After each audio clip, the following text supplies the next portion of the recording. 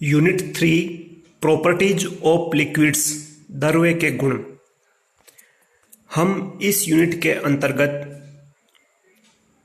ठोस, द्रव, गैस तथा इनके मॉलिक्यूल के बीच में लगने वाले मॉलिक्यूलर फोर्स, अंतर आणविक बल यानी कोहेंसिव और एडेंसिव फोर्स, आसंजक बल और संसंजक बल, इनके बारे में अध्ययन कर चुके हैं।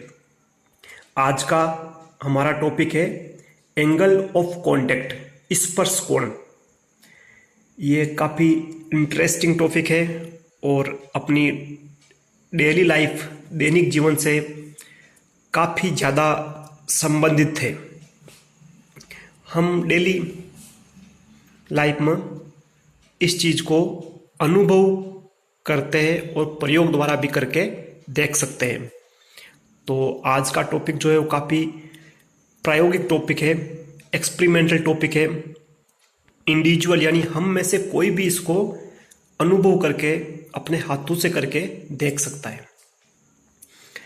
तो एंगल ऑफ कांटेक्ट क्या है? कोई भी दो मटेरियल है, जैसे ठोस द्रव्य हो सकते हैं, लिक्विड और सॉलिड हो सकते हैं, उनके बीच का एक कोण है जिसको अपन एंगल ऑफ कांटेक्ट कहते हैं। देखिए, जब कोई द्रव्य किसी ठोस के संपर्क में आता है यानी उसके कांटेक्ट में आता है, कोई भी लिक्विड सॉलिड के कांटेक्ट में आता है, तब द्रव्य ठोस के मध्य लगने वाले आसंजक बलों के कारण, तब क्या होता है, द्रव्य और ठोस क्योंकि अलग अलग पदार्थ के मॉलिक्यूल होंगे तो इनके बीच में जो फोर्स लगेगा वो आसंजक बल होगा। तो द्रव्य ठोस के मध्य लगने वाले आसंजक बलों के कारण द्रव्य का पृष्ठ वक्रीय कर्व हो जाता है। जब कोई ठोस और द्रव्य कांटेक्ट में आते हैं तो द्रव्य और ठोस के मध्य आसंजक बल, एडेंसिव फोर्स लगता है और लिक्विड के मॉलिक्यूल के मध्य संसंजक बल लगता है। तो उस बल के आधार पर जो ठोस और द्रव्य का कांटेक्ट का जो सरफेस है या लिक्विड का अपन ये कहें जो सरफेस है वो कर्व यानी वक्रीय हो जाता है, मुड़ जाता है। जैसे अपन कांच के गिलास में पानी भरते हैं या स्टील के गिलास में पानी भरते हैं तो अपन जनरली देखते हैं कि कांच के गिलास में अपन सरफेस से कुछ ऊपर तक पानी भर सकते हैं, जबकि स्टील के गिलास में जनरली ऐसा नहीं होता है। अब देखिए, कुछ द्रव्य ठोस के साथ ये सतह अवतल यानी कोनकेव प्रकृति की हो सकती है और कुछ के साथ कॉन्वेक्स प्रकृति की हो सकती है। यानी कुछ में जो ये सरफेस है लिक्विड की है उस ठोस के ऊपर तक जा सकती है या कुछ में उसे नीचे रह सकती है।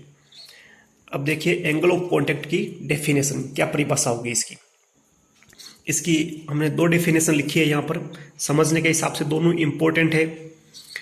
फर्स्ट डेफिनेशन लिखिए, द्रव्य तथा ठोस के किसी स्पर्श बिंदु से, नीचे हमने इसको डायग्राम से भी समझाया है, द्रव्य तथा ठोस के किसी स्पर्श बिंदु से द्रव्य के पृष्ठ पर खींची गई स्पर्श रेखा तथा ठोस के पृष्ठ से द्रव्य के अंदर की ओर खींची गई स्पर्श रेखा के बीच के कोण को उस द्रव्य तथा ठोस का स्पर्श कोण कहते हैं। यानी अपन एक लिक्विड लेंगे, एक सॉलिड लेंगे, जैसे मान लो किसी कांच के बर्तन में पानी भरा हुआ है तो कांच अपना सॉलिड हो जाएगा और पानी अपना लिक्विड हो जाएगा। तो एक तो उन दोनों का जो कांटेक्ट है, ठोस और द्रव्य का जो कांटेक्ट है वहाँ लाइन खींचेंगे और एक उनका जो स्पर्श बिंदु होगा वहाँ से द्रव्य के अंदर लाइन खींचेंगे। तो उन दोनों के बीच का जो कोण होगा वो एंगल ऑफ कांटेक्ट यानी स्पर्श कोण कहलाएगा। या इसको सिंपल शब्दों में इस प्रकार भी लिखा जा सकता है। एक और डेफिनेशन है, द्रव्य के भीतर संपर्क के स्थान पर जहाँ कांटेक्ट हो रहा है, द्रव्य के भीतर संपर्क के स्थान पर द्रव्य के स्पर्शीय तल के साथ ठोस का स्पर्शीय तल जो कोण बनाता है उसे स्पर्श कोण कहते हैं। यानी ठोस और द्रव्य के साथ जो लिक्विड का जो टेंजेंशियल प्लेन है और जो सॉलिड का टेंजेंशियल प्लेन है, जो कोण बनाते हैं आपस में, एंगल बनाते हैं, उसको बोलते हैं स्पर्श कोण। यहाँ देखिए डायग्राम 1 और 2 दिखा रखे। डायग्राम 1 पर ध्यान दीजिए, यहाँ पर हमने एक ठोस सॉलिड दिखा रखा है लेफ्ट हैंड साइड की तरफ और राइट हैंड साइड में लिक्विड दिखा रखा है। लिक्विड और सॉलिड जहाँ मिल रहे हैं वहाँ अपन ने देखा कि जो लिक्विड है वो थोड़ा सा ऊपर चढ़ जाता है, यानी ठोस के सारे सारे वो थोड़ा सा ऊपर तक आ जाता है।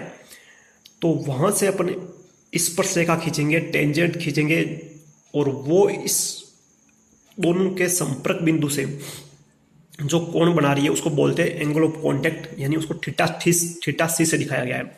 डायग्राम 1 के अंदर ठोस और द्रव्य के बीच में जो कोण बना हुआ है वो थीटा सी से दिखाया गया है। अपन एक और लेते हैं दूसरी सिचुएशन डायग्राम 2 के अंदर, जिसमें अपन ने ठोस और लिक्विड अलग टाइप का लिया है। तो इस केस में क्या होता है, जो लिक्विड है वो उस ठोस की सरफेस से कुछ ऊपर चढ़ जाता है, तो उस लिक्विड के साथ जो स्पर्श रेखा कोण बनाती है उसको एंगल ऑफ कॉन्टैक्ट थीटा सी से दिखाया गया है। दोनों अलग अलग सिचुएशन है, दोनों के अंदर जो लिक्विड है वो अलग अलग प्रकृति के लिए गए हैं। अब देखिए इनसे क्या क्या रिजल्ट निकल रहा है। नंबर 1 डायग्राम 1 के लिए देखिए, पहले अपन डायग्राम 1 की चर्चा करते हैं, फिर डायग्राम 2 की चर्चा करेंगे।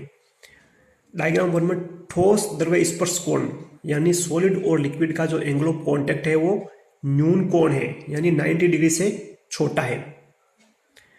तो इस केस में क्या होता है, जो द्रव्य का पृष्ठ है लिक्विड सरफेस वो कॉनकेव यानी अवतल नेचर का हो जाता है। और इसका मेन कारण क्या है कि ठोस अपने इससे पहले आसंजक बल और संसर्जक बल की चर्चा कर चुके हैं, यानी यहाँ पर डायग्राम 1 की चर्चा कर रहे हैं अपने। यहाँ पर ठोस और द्रव्य सॉलिड और लिक्विड के आसंजक बल है उसका मान ज्यादा होता है द्रव्य के संसंजक बल से। तो आसंजक बल का मान ज्यादा होता है, इसका मतलब जो अपना द्रव्य है वो ऊपर की ओर चढ़ जाएगा सॉलिड में। ठोस द्रव्य आसंजक बल का मान ज्यादा है और द्रव्य के संसंजक बल कोहेसिव फोर्स का मान कम है, इसलिए ठोस द्रव्य का आसंजक बल ज्यादा होने से जो अपना द्रव्य है वो ठोस के सारे सारे ऊपर चढ़ जाएगा। और नंबर 4 ऐसे द्रव्य ठोस को भिगोते हैं, यानी ऐसे द्रव्य ठोस को गीला कर देते हैं। जैसे अपन कांच के ऊपर पानी डालेंगे तो पानी कांच के ऊपर पूरा फैल जाता है। इसका उदाहरण दिया गया है, शुद्ध जल व साफ कांच के बीच स्पर्श कोण 0 डिग्री का होता है। अपन जनरली नॉर्मल वाटर का प्रयोग करते हैं तो साधारण जल और कांच का स्पर्श कोण 8 डिग्री का होता है, अतः जल कांच को भिगो देता है। यानी अपन कांच के ऊपर जल डालेंगे, पानी डालेंगे तो पानी पूरा का पूरा उस कांच के ऊपर फैल जाएगा। क्यों? क्योंकि इसका जो एंगल ऑफ कॉन्टैक्ट है वो काफी कम 8 डिग्री का होता है, न्यून कोण होता है। और दूसरा इसका जो आसंजक बल है ठोस और द्रव्य का, पानी और कांच का आसंजक बल पानी के संसर्जक बल से काफी ज्यादा होता है, इसलिए पानी कांच को भिगो देता है। अब देखिए दूसरी सिचुएशन पे अपन विचार करते हैं डायग्राम 2 पर। यहाँ पर ठोस और द्रव्य का जो स्पर्श कोण है वो अधिक कोण यानी मोर देन 90 डिग्री होता है, और इस टाइम जो द्रव्य का सरफेस है वो कॉन्वेक्स नेचर का हो जाता है, उत्तल प्रकृति का हो जाता है। अब यहाँ पर इस केस में क्या होता है, देखिए नंबर 3 ठोस द्रव्य आसंजक बल, ठोस और द्रव्य के मध्य लगने वाला आसंजक बल है, एडहेसिव फोर्स है, उसकी वैल्यू कम होती है। और जो लिक्विड है उसका जो कोहेसिव फोर्स है, संसर्जक बल है, उसका मान ज्यादा होता है, इसलिए द्रव्य वो ठोस से चिपकता नहीं है, यानी ठोस से अलग रहता है, वो ठोस के चिपक नहीं पाएगा। तो इस टाइम ठोस द्रव्य आसंजक बल की वैल्यू कम होती है, संसर्जक बल ज्यादा होता है। और ऐसे द्रव्य ठोस को भिगोते नहीं है, बल्कि उसके ऊपर गोली आकृति के रूप में वो ठहरे हुए रहते हैं। नंबर 4 ऐसे द्रव्य ठोस को भिगोते नहीं है। इसके उदाहरण देखिए नंबर 5 पारे व कांच का स्पर्श कोण 135 डिग्री का होता है, यानी मरकरी और कांच का जो एंगल ऑफ कॉन्टैक्ट है वो 135 डिग्री होता है, यानी इसी केस का होता है। अतः पारा कांच को जनरली भिगोता नहीं है। जब अपन पारे की बूंद कांच के ऊपर डालते हैं तो वो उसी प्रकार गोली आकृति में रहता है, उसके ऊपर फैलता नहीं है। अपन इस संबंधित कुछ और एग्जाम्पल की चर्चा करते हैं। एंगल ऑफ कॉन्टैक्ट काफी इंटरेस्टिंग है, अपन इसको घरों में भी करके देख सकते हैं। देखिए यहाँ पर फिगर 3 और फिगर 4 और दिखा रखे हैं। फिगर 3 के अंदर ठोस और द्रव्य यानी लिक्विड और सॉलिड का जो एंगल ऑफ कॉन्टैक्ट है वो न्यून कोण है, 90 डिग्री से छोटा है। तो ऐसी स्थिति किसके लिए होती है? पानी और कांच के लिए ऐसी स्थिति होती है। यानी जब अपन कांच के ऊपर, जैसे मान लो ठोस कांच है, इसके ऊपर पानी डालेंगे तो वो फिगर 3 के अनुसार पानी पूरे कांच के ऊपर फैल जाएगा। क्यों? क्योंकि उसका एंगल ऑफ कॉन्टैक्ट न्यून कोण है, लेस देन 90 डिग्री है, एक रीजन तो ये है। दूसरा ये भी है कि ठोस और द्रव्य का जो आसंजक बल है वो ज़्यादा है और पानी का जो संसंजक बल है वो कम होता है। इसी प्रकार फिगर 4 देखिए, यह इस केस में क्या है, ठोस है, इसके ऊपर अपन लिक्विड डालेंगे तो यहाँ पर जो ठोस और लिक्विड, सॉलिड और लिक्विड का जो एंगल ऑफ कॉन्टैक्ट है वो मोर देन 90 डिग्री, अधिक कोण है। तो इस केस में क्या होता है, जो अपना लिक्विड है वो ठोस को भिगोएगा नहीं, यानी जब पारे की बूंद कांच की प्लेट पर डाली जाती है तब ये गोलीय आकृति प्राप्त कर लेती है, क्योंकि उसका कोण अधिक कोण है और पारे और कांच का जो आसंजक बल है, पारे और कांच का जो आसंजक बल है वो कम होता है बजाय पानी के संसंजक बल के, पारे के संसंजक बल के। तो इसलिए यहाँ पर जो पारा है वो ठोस को गीला नहीं कर पाता। अपने और इसके डायग्राम के द्वारा समझा रखा है। फिगर 5 और 6 देखिए। फिगर 5 के अंदर अपन ने लिक्विड के रूप में पानी लिया है, वाटर लिया है और बीच में एक कांच की रोड डाल दी।